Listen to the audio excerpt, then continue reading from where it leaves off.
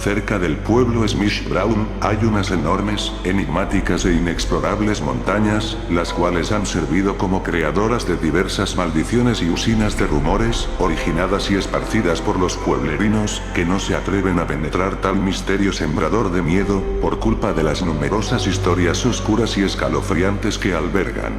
Solo los extranjeros son capaces de aventurarse en ellas, pagando el precio de la curiosidad y la valentía.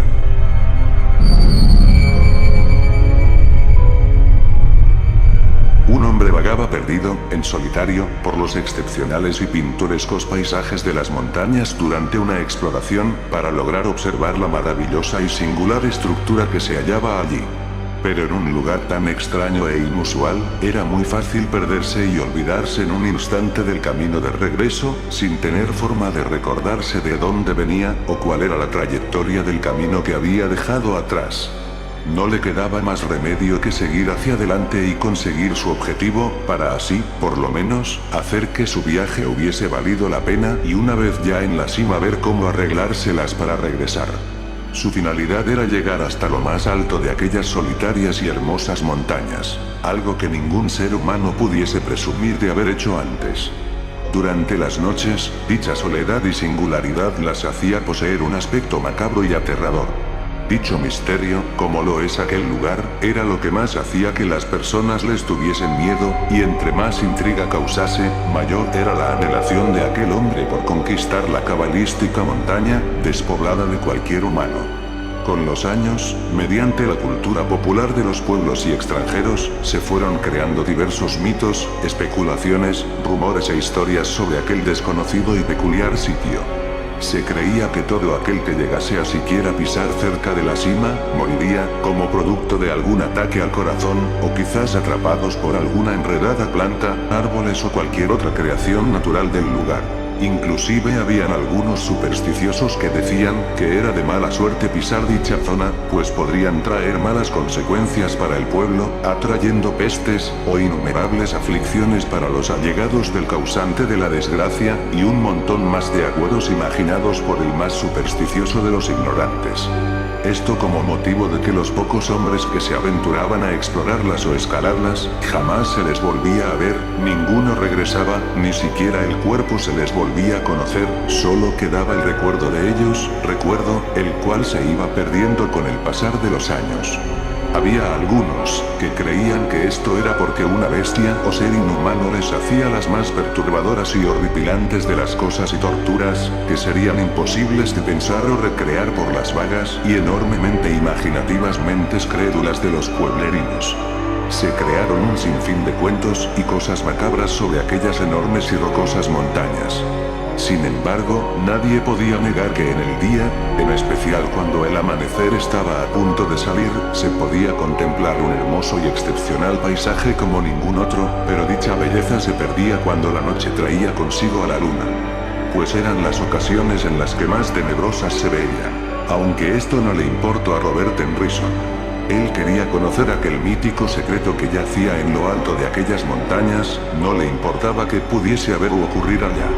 Su deseo de saber qué se podría encontrar en el sector lo llevaba ciegamente a escalarla, sin importar las adversidades. Sabía que ya no había camino atrás. Durante su confuso extravío en las montañas, una dulce, hermosa y suave melodía fue lo que lo guió en el camino. Una preciosa voz, tan dulce y agudamente angelical, que, de inmediato se podía afirmar que pertenecía a una mujer. Aquello le ayudó a recobrar el camino correcto. Sin saber si aún no hubiese pasado de la hondonada de la montaña siquiera, perdido por completo, aquel dulce sonido fue la mejor guía que pudo haber recibido en ese momento, puesto que lo ayudaron a retomar una vía perfecta, directo hacia el recorrido correcto del camino. Poco a poco iba avanzando, guiado por el hipnótico y espléndido sonido de la montaña. La niebla y los árboles no fueron obstáculos para él, quedaron reducidos a insignificantes intentos de distracción, frente a la cálida voz que iba siguiendo. Como por obra de hipnosis, la melodía vocal lo condujo hasta afuera de aquel laberinto en que se había perdido. Después de largas horas, desaprovechadas por el descuido de su aventura, llegó a la cima. Allí se empezaba a formar una neblina débil y clara, al menos se podían distinguir las figuras y siluetas que no estuviesen muy alejadas. Lo primero que pudo percibir con su vista fue un delgado cuerpo, que concordaba perfectamente con los sonidos que se producían desde ese lugar. Al expandir más su vista, pudo notar más siluetas. El sitio estaba habitado por diversas mujeres, que al indagar con la mente pudo formar la idea de que, ellas, las mujeres, conformaban una especie de tribu femenina, desolada por la ignorancia de las supersticiosas y cobardes personas, las cuales, muy fácilmente podía afirmarse que vivían allí.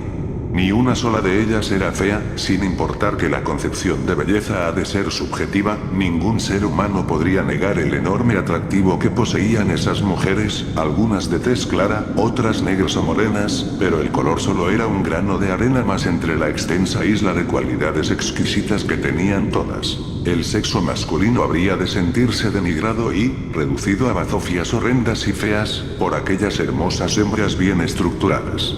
Su cuerpo estaba cubierto por una sustancia, que no podría ser pintura, debido a que éste se veía más gruesa, a diferencia de la pintura, que tiende a mantener una estructura más líquida y densa, o alguna otra sustancia que les permitiese camuflar y cubrir sus partes entre los colores de la decoración en sus cuerpos.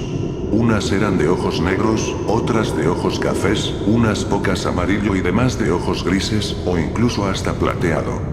No hay palabras en este mundo que lleguen a acercarse a una adjetivación absoluta sobre la belleza sobrehumana de las habitantes de esa zona. Robert Tennyson entró en un trance, mientras tanto las mujeres lo mantenían recostado cerca de ellas. Simultáneamente estas le acariciaban su enmarañado cabello, cejas, y rozaban sus brazos, pies y rostro.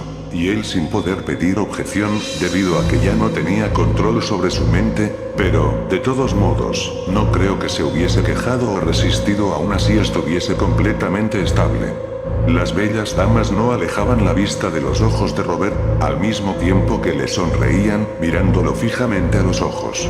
Tal parece que esta fuese la forma de retener a Robert, para que el hombre no tuviese control sobre su propio cuerpo. Estaba en el paraíso, pero al llegar la noche su cielo se oscureció al surgir la luna, estando ésta en su posicionamiento máximo del firmamento, sin poder ver el sol, ya que éste se hallaba oculto, iluminando el otro lado del geoide cuerpo cósmico en que habitamos. La odisea empezó a cambiar, tal pareciendo que se viniese abajo la dicha.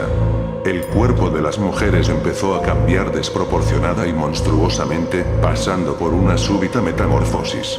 La boca se les comenzó a anchar, tanto que parecía como si se les fuese a partir, anchando de manera exorbitante su mandíbula, quedando completamente desfigurada, con largos dientes, de igual forma que la lengua. La piel se les había resecado, quedando escamosa.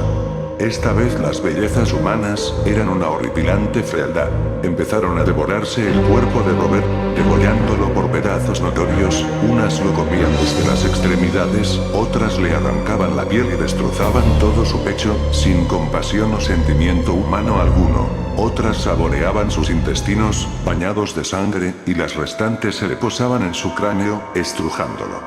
Durante la expulsión de los gritos de dolor y sufrimientos de Robert, expulsando todas sus penas y sentimientos de dolor, recurriendo a los alaridos como único método de desahogo accesible, ellas, las demoníacas criaturas disfrazadas de mujeres, le abrían la boca, subsanando sus lamentos con frenesí, los cuales se transformaban en gritos guturales de desdicha y tortura, succionados por la boca de las bestias femeninas, y los almacenaban entre sus propias bocas, pasando por sus cuerdas vocales, conformando así el arreglo de sus cantos. Alcanzando mediante estos actos, tal nivel angelical vocal, atrayendo así a más atrevidos y temerarios hombres que se arriesgaban a explorar las montañas, convirtiéndose estos en alimento para aquellas moldeables y horrendas criaturas. Esta era su preparación vocal, además de la carne. Más allá de ello, también se alimentaron de los gritos de las cuerdas vocales, que quedaron igualmente desgastadas a más no poder. Se comieron por completo al pobre hombre, curioso y atrevido, reduciendo su cuerpo a migas de lo que habría de ser la estructura física del aventurado escalador e investigador, Robert Tennyson. Uniéndose a las demás voces que la tribu de las montañas había adquirido con el pasar de los años, en una mezcla gutural que daba origen a aquella carnada para los extraviados visitantes, haciendo que esto fuese el ingrediente que le suministraban y moldeaban aquella preciosa voz.